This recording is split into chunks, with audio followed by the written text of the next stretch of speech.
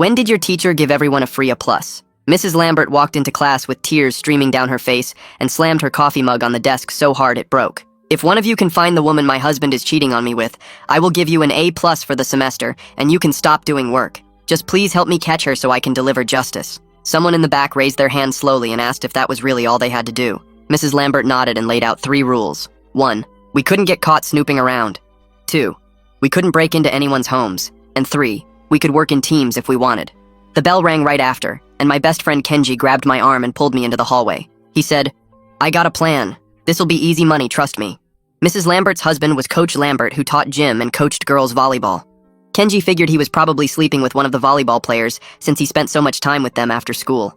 We decided to start our investigation that afternoon during volleyball practice. We snuck into the gym and hid behind the bleachers with a clear view of the court. Coach Lambert was running drills and yelling at the girls to hustle.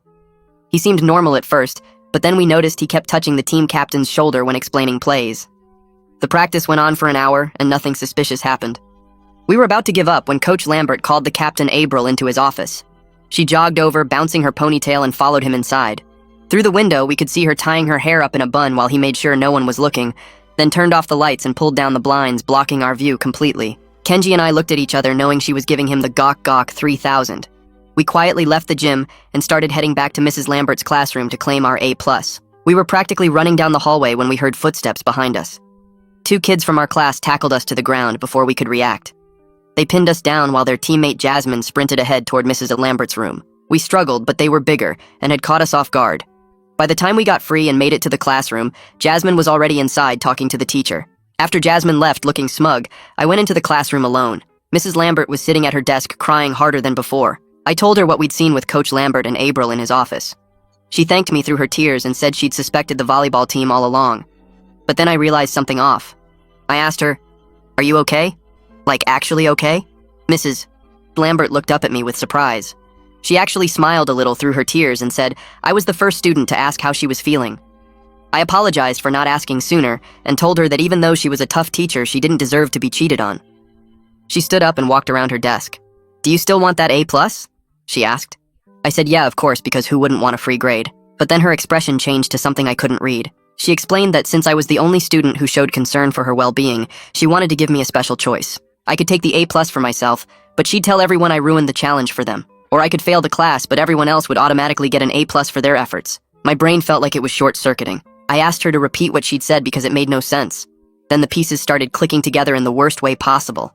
I looked at her face and saw she wasn't devastated anymore. She was studying my reaction like I was a lab rat in one of her psychology experiments. "Wait, so your husband's not cheating on you?" She laughed and shook her head, explaining this was an annual experiment for the psychology class. Before I could respond, another girl burst through the door. "Mrs. Lambert, you need to see this," she said, holding out her phone. On the screen was a photo that made the teacher's face go white. It showed Coach Lambert in the cafeteria kissing Mrs. Harden, the lunch lady.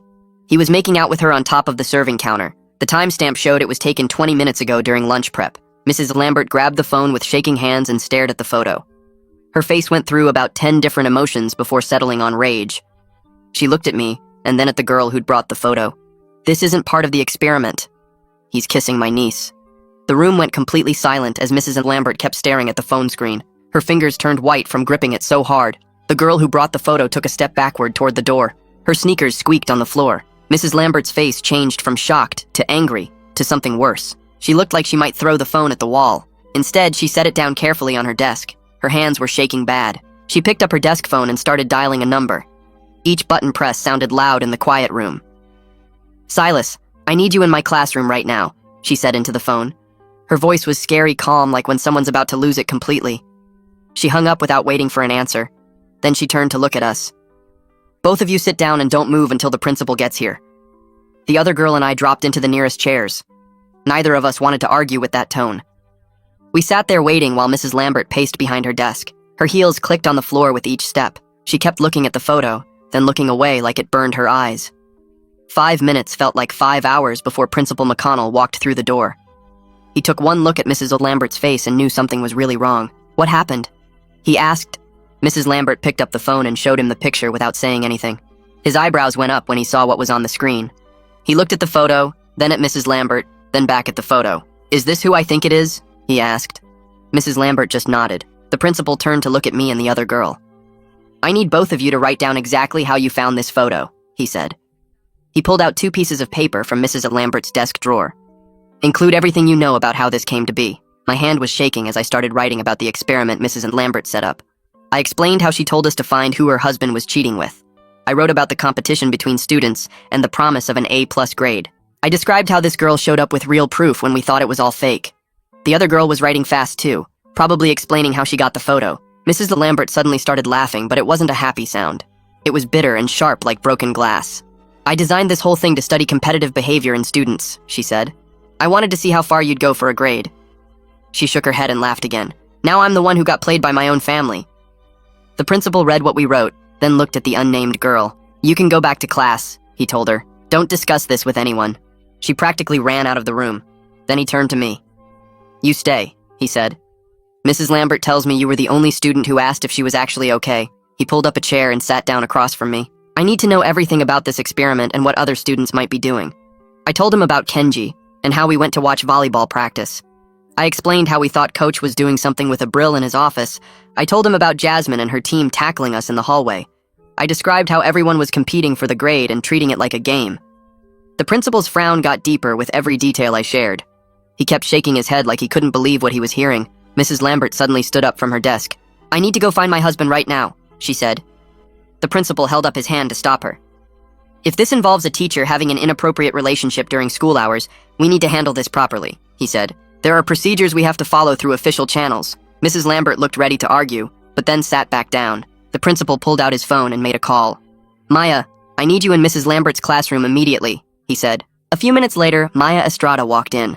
She was the school counselor who always wore bright colors and smiled a lot. But she wasn't smiling now. The principal explained the situation quietly to her. Maya's eyes got wider as he talked. She walked over to Mrs. Lambert and put a hand on her shoulder. I'll stay with her, Maya told the principal. He nodded and stood up. I'm going to find Coach Lambert, he said. Then he looked at me. You need to go to your next class and don't discuss this with anyone. He walked out looking determined. I grabbed my backpack and headed for the door. Mrs. Lambert called out to me before I left. Thank you for asking if I was okay, she said quietly. I nodded and walked into the hallway. The bell had already rung, so the halls were mostly empty. I made it about 10 feet before Kenji came running around the corner. He practically tackled me against the lockers. What happened with Mrs. Lambert? He asked. His eyes were wide with excitement. Did we get the A+? I shook my head. The experiment was real, but also not real, I told him. Coach is actually cheating, but not with who we thought. Kenji's jaw dropped open. Wait, what do you mean? He asked. I looked around to make sure no one was listening. He's cheating with the lunch lady who's actually Mrs. Lambert's niece, I said. Kenji stared at me like I'd grown a second head. Are you serious right now? He asked. I nodded and his face went pale. Kenji grabbed my shoulders and shook me hard, asking if I was joking because this was too crazy to be real. I told him I saw the photo myself, and Mrs. Lambert looked ready to kill someone. He let go and started pacing back and forth in the hallway, muttering about how messed up this whole thing was. The warning bell rang and we had to split up for our next classes, but Kenji made me promise to text him if anything else happened. I walked into my next class and everyone was already whispering about something going down in Mrs. Lambert's room. By the time I got to my locker after that period, word had spread through the whole school like someone set off a gossip bomb. Jasmine was waiting there with her arms crossed and this look on her face like she wanted to fight someone. She cornered me against the lockers, demanding to know if she still got the A+, since technically someone found the woman Coach was cheating with. I told her I had no idea what was happening with grades anymore and tried to push past her, but she blocked my way. She said her team did all that work tackling us and running to the classroom first, so they deserved something for their effort. I finally got around her and headed to the cafeteria for lunch, feeling weird about everything. Walking into the lunchroom felt different knowing what happened on that serving counter just an hour ago. The usual lunch lady, Mrs. Harden, wasn't there, and some substitute was serving food instead, looking confused about where everything was. Kids were already talking about how Mrs. Harden called in sick suddenly and wasn't answering her phone. I grabbed a tray and sat down but couldn't eat, thinking about that photo of Coach making out with her right where they serve our food. Kenji found me and pulled me aside, saying we had a problem because April was crying in the bathroom. He said everyone was saying she was hooking up with Coach Lambert because of what we saw in his office. The guilt hit me like a punch in the stomach, realizing we jumped to conclusions, and now an innocent person was getting hurt. I asked Kenji which bathroom, and he pointed down the hall, so I went to find her. Outside the girls' bathroom, I could hear crying and some other girls trying to comfort someone. I waited until a girl came out and asked her to tell April I needed to talk to her about Coach Lambert. She gave me a dirty look but went back inside, and a minute later April came out with red eyes and mascara running down her face.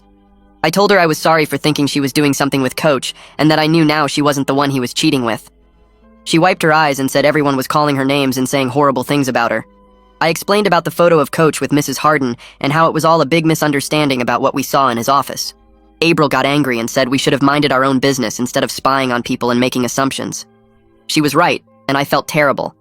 But then she said something that made me feel even worse. She told me Coach did cross boundaries sometimes with comments about how she looked in her uniform or touching her shoulder too much during practice. She said she never did anything with him, but she understood why people might think something was happening. I apologized again and promised to tell people the truth about her not being involved. She nodded and went back into the bathroom while I stood there feeling like garbage for hurting someone who was already dealing with a creepy coach. The rest of the day went by in a blur of people asking questions and spreading rumors about what really happened. The next morning, everything felt different at the school. Coach Lambert wasn't there, and some confused substitute gym teacher was trying to figure out the lesson plan. The volleyball team was standing around the gym not knowing if practice was canceled or what they should do. I heard them whispering about whether Coach got fired or just didn't show up.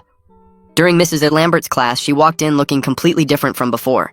She was professional but cold, like she'd turned into a robot overnight. She announced the experiment was officially over and everyone would be graded on their regular work from now on. Several students groaned and complained, but she shut them down with this look that could have frozen fire. Jasmine raised her hand and argued that someone technically completed the challenge by finding the woman, so someone should still get the A+. Mrs. Lambert stared at her for a long moment, then said the only thing anyone was getting was a lesson in why you shouldn't play games with people's lives. The whole class went silent, and Jasmine sank down in her seat looking defeated. After class, Mrs. Lambert asked me to stay behind while everyone else filed out. She thanked me for showing genuine concern earlier when I asked if she was okay. She said she was recommending me for the peer counseling program because I showed real empathy when others just saw opportunity. I didn't know what to say, so I just nodded, and she handed me a form to fill out for the program. Later that day, the principal called an assembly about appropriate behavior and boundaries. He never mentioned any names, but everyone knew exactly what he was talking about. He announced new policies about teacher-student interactions and transparency in grading, saying there would be no more special deals or competitions for grades. After the assembly, Kenji found me looking upset about our whole investigation being for nothing. He complained that we did all that work and weren't getting the grade we were promised. I told him maybe we learned something more important than getting an easy A+. Kenji rolled his eyes and said, I sounded like an after-school special trying to find a lesson in everything. 2 days went by and neither Coach Lambert nor Mrs. Harden showed up to the school, which made the rumors go crazy with everyone guessing what happened to them.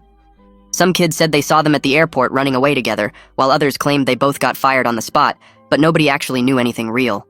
The hallways buzzed with whispers and theories getting wilder by the hour, with people making up stories about secret affairs lasting years, or them stealing school money to start a new life.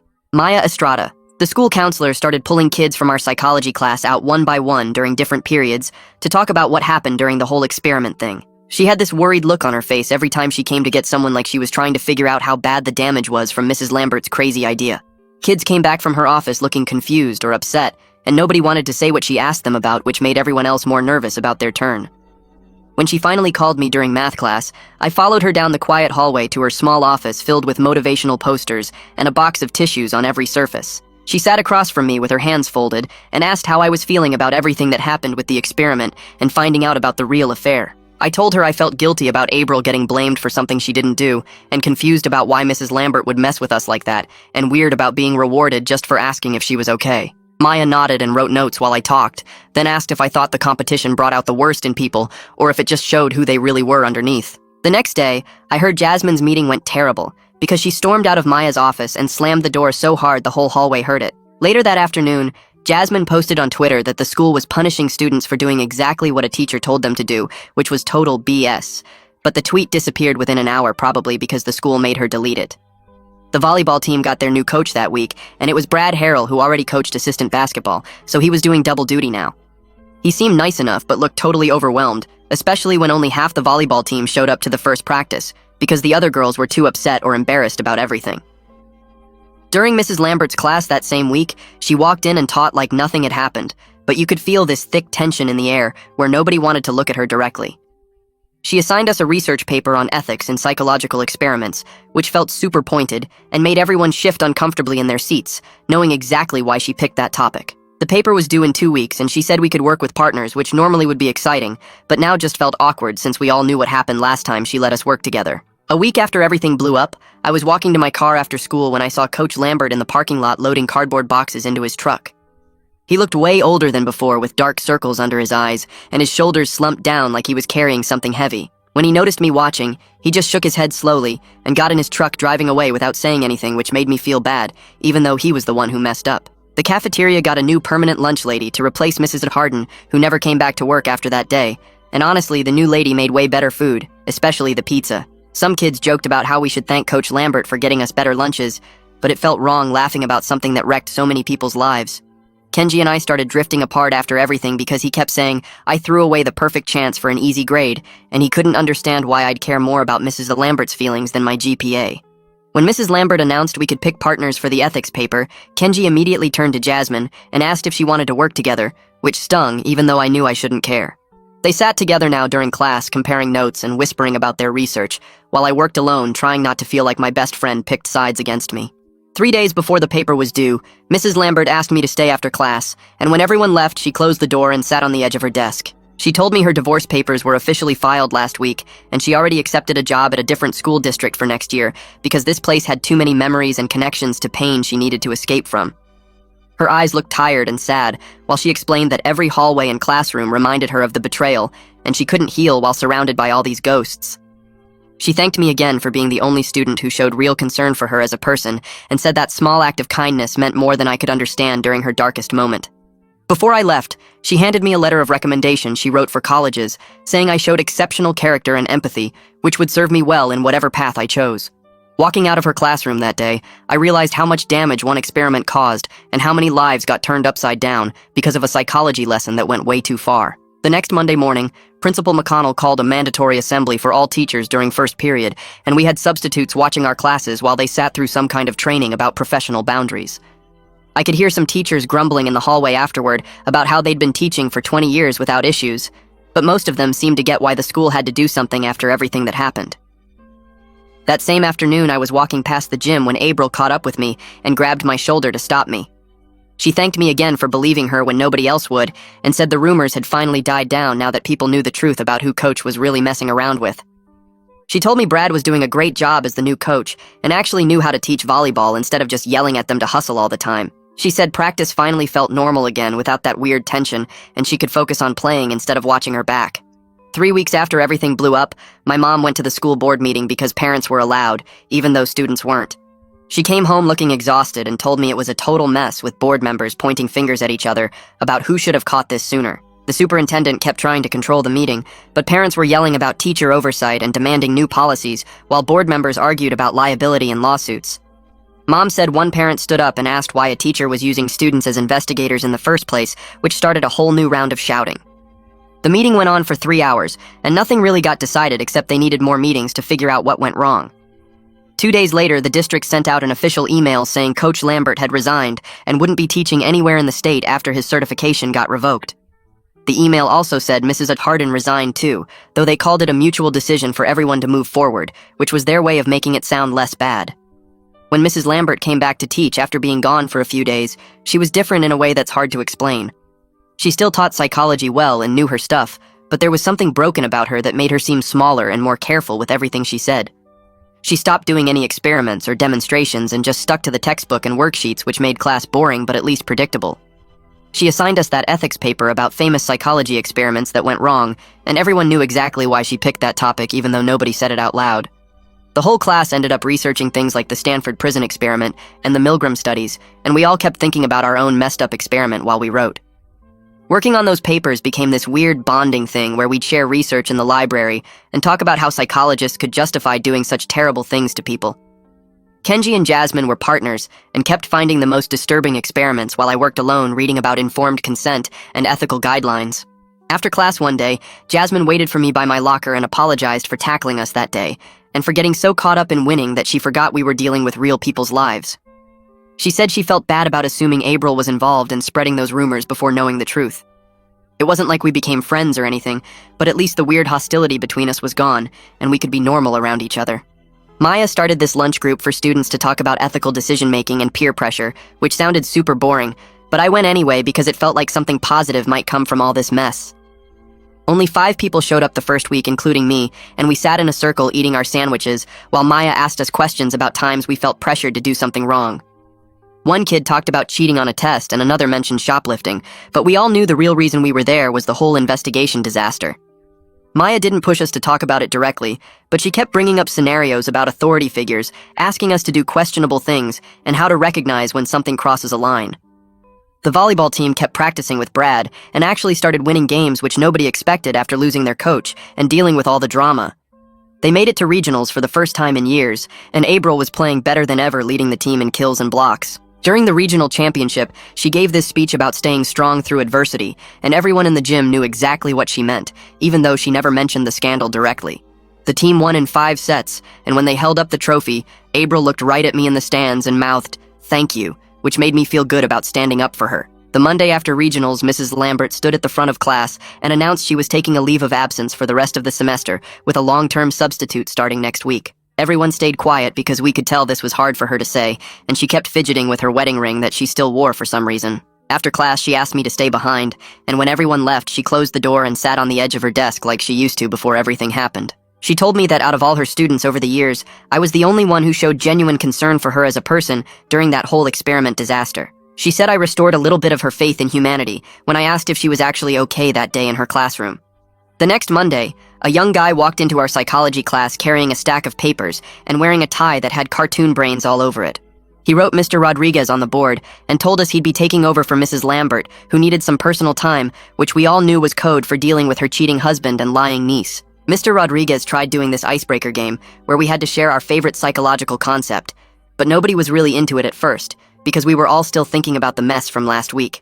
He kept pushing, though, and started telling us about how he got interested in psychology after his brother had a mental breakdown in college, and it made him want to understand how the mind works. Something about him being so open about his own stuff made a few kids start participating, and by the end of class, people were actually asking questions about the next unit on memory formation. At lunch, Kenji found me by my locker and asked if we could talk, which surprised me since we hadn't really spoken since the whole investigation disaster. We sat at our old table in the corner of the cafeteria, and he started picking at his sandwich while I waited for him to say whatever he needed to say. He finally told me he felt bad about how crazy we both got trying to win that stupid grade, and how we basically ruined April's reputation for nothing. I admitted I felt the same way, and we both agreed we got way too caught up in the competition and forgot these were real people we were messing with.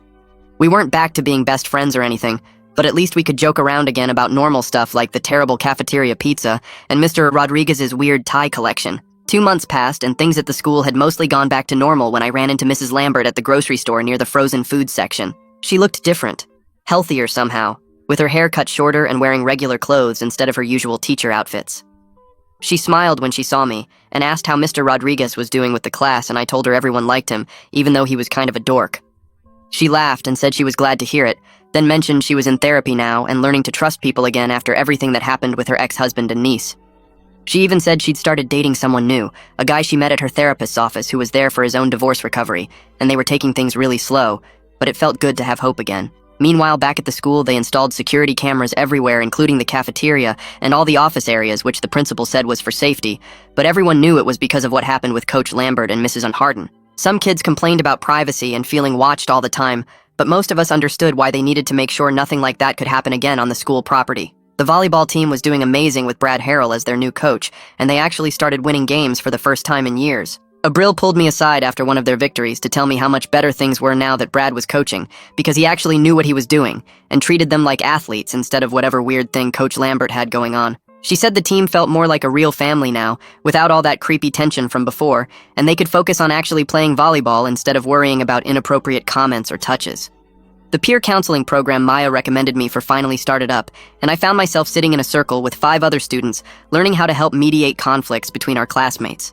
It was harder than I expected because kids came in with real problems like bullying and friend drama, and we had to figure out how to help them work through it without taking sides. Maya taught us active listening techniques and how to ask questions that helped people figure out their own solutions, instead of us just telling them what to do. Near the end of the semester, Principal McConnell called an assembly to announce new recognition programs for students who showed integrity and good character throughout the year. He didn't mention the whole investigation disaster directly, but everyone knew that's what inspired these new awards for doing the right thing, even when it's hard. He said they wanted to focus on positive reinforcement instead of just punishing bad behavior, and would be giving out certificates and small scholarships to students who demonstrated ethical decision-making. One morning, Mr. de Rodriguez walked in with an envelope and said Mrs. Lambert had sent our class a letter from her new school where she was teaching now. He read it out loud, and she said she was doing well and had learned as much from us as we learned from her, even though it wasn't the lesson she originally planned. She apologized again for the experiment and said she hoped we all understood ethics better now, even if we had to learn it the hard way through real consequences instead of textbook examples. The district sent out a memo to all teachers about new rules for grade incentives and what they could offer students for assignments, which basically meant no more crazy promises like guaranteed A's for doing weird tasks. Everything had to be standard extra credit within reason, and teachers couldn't make deals that might encourage unethical behavior or put students in uncomfortable positions. The biggest surprise came when Jasmine wrote an article for the school paper, completely clearing April's name and explaining how we'd all jumped to wrong conclusions based on circumstantial evidence. She interviewed April and several volleyball players who confirmed that while Coach Lambert made inappropriate comments sometimes, nothing physical ever happened with any students. After the article came out, Jasmine and April actually started hanging out, and I'd see them laughing together at lunch sometimes, which made me smile because something good came out of all that mess. The next week, Maya called Kenji into her office, and when he came out, he was actually smiling for real, not his usual smirk. He told me Maya recommended him for the peer counseling program too, after seeing how much he'd grown from everything that happened. We started meeting twice a week after school, learning conflict resolution techniques and practicing role-playing scenarios with the other counselors. Kenji surprised everyone by being really good at it, especially when dealing with kids who got caught up in competition and forgot about consequences. We worked together on this presentation about thinking through what might happen before you act on assumptions, using examples from our own mistakes without naming specific people. The presentation went so well that Maya asked us to give it to all the freshman classes next year. Spring rolled around, and the school announced they were adding character awards to the senior ceremony for the first time ever. Nobody was surprised when they called my name for the Integrity Award, even though I felt super weird about it. My parents went crazy taking pictures and immediately stopped at the frame store on the way home to get the certificate mounted. Mom kept telling everyone at the grocery store about it, which made me want to disappear into the floor. Summer break started, and I was working at the pool when my mom showed me something on Facebook. Mrs. Lambert had posted wedding photos from her new marriage to some guy she met at her new school. The wedding looked small, but she was smiling bigger than I'd ever seen her smile in class. It seemed really fast to get married after everything, but I hoped she found someone who would treat her right this time. September came, and walking into school felt different with all the new rules and procedures they'd put in place. Security cameras covered every hallway now, and teachers had to keep their doors open during one-on-one meetings with students. The new freshmen had no idea why everything was so strict and structured, but it was probably better they didn't know the whole story. Throughout senior year, I watched Abril dominate on the volleyball court, and scouts started showing up to every game. She led the team to state championships, and everyone talked about her serves and spikes instead of old rumors. Right before graduation, she pulled me aside after the final home game to tell me she'd gotten a full scholarship to state. She grabbed me in this huge hug and whispered thanks for believing her when everyone else was ready to throw her under the bus. Her parents were crying happy tears in the stands, and Brad was telling everyone who would listen that he always knew she'd make it big. Maya found me at my locker the week before graduation and told me the peer counseling program had already prevented 3 major conflicts this year. She said the techniques we developed from our presentation were being used district-wide now, and kids were learning to slow down and think before acting on gossip. Kenji and I had counseled 2 different friend groups through drama that could have blown up like ours did, but we helped them talk it out instead. Graduation day arrived, and Principal McConnell stood at the podium talking about how our class had faced unique challenges and learned hard lessons. He said we discovered the importance of truth, consequences, and treating people with respect without mentioning the specific events, but everyone knew exactly what he meant. Parents shifted uncomfortably in their seats while we just wanted him to hurry up so we could throw our caps and be done with high school. After the ceremony ended and everyone was taking pictures, I stood there watching my classmates celebrate and realized something important. Mrs. Lambert's experiment taught us way more than she planned, but not about competitive behavior like she intended.